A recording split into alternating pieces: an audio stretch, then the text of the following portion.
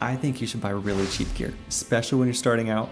But even as you get better, I think it should be a very slow process as you increment the cost of your gear. So I have 5 reasons why I think this, and the last one's probably going to surprise you a bit, maybe something you haven't thought about. So number 1 is that the same issues still exist, whether it's cheap gear or expensive gear. To make this setup, whether you have really good stuff or really cheap stuff, you still have to know where to set things, how to actually do the editing. Where do you set the light? Where do you set the microphone? How do you actually make all of this work together and put it all together in post? The same learning curves are still there. It doesn't matter how expensive everything is. You might have a slightly easier time with more expensive things, but honestly, it just means you need to know more when you're just starting out, and the learning curve is always the same.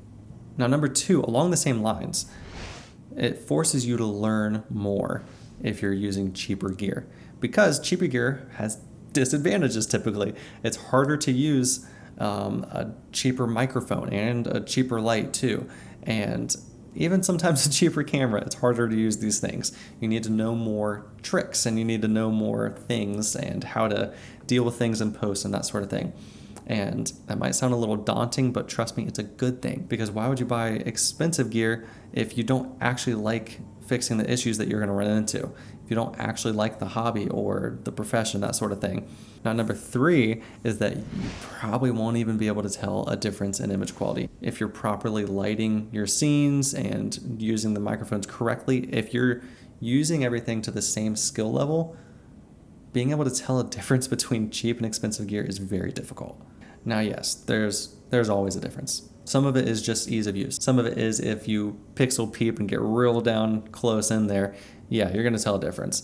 But I mean, this image isn't even 4K. I'm shooting on it like a 13-year-old camera, and this is 2025, and I think it looks pretty good. So number 4 is talking specifically if you're spending a lot on your camera body. I think that you need to be very careful on how you balance the budget of your total rig when you start out. So I think lens should probably be your top priority in cost. And then next is just making sure that you have mics and lights if you're going to use those sorts of things. And then the last thing you should budget for is your camera body, because it doesn't make that big of a difference in most cases unless you go real cheap and real old. Now, number 5 is very important and I think really misunderstood.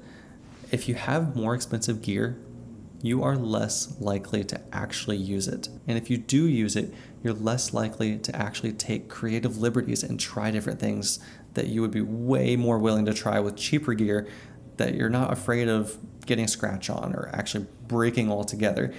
For instance, my Canon T3i that I used for years, I took that thing to the beach. I took it like in all these dirty places that I wouldn't dare take a really expensive camera. So just to share with you, my whole setup right now is a Canon 70D, which you can get now for $150 used.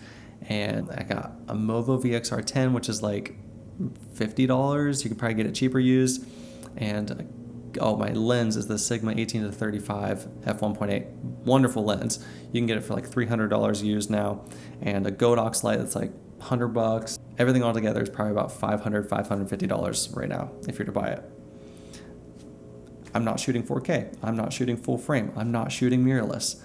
All these things that like pretty much everyone's going to tell you that that's what you need to do starting out. I mean, you can. You're going to have a great image too, but you don't need to.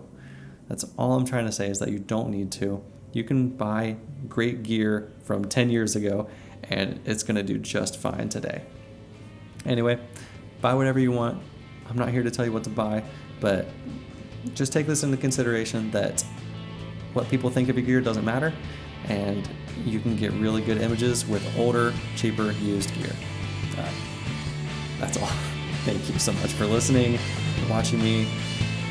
All right. See you guys later.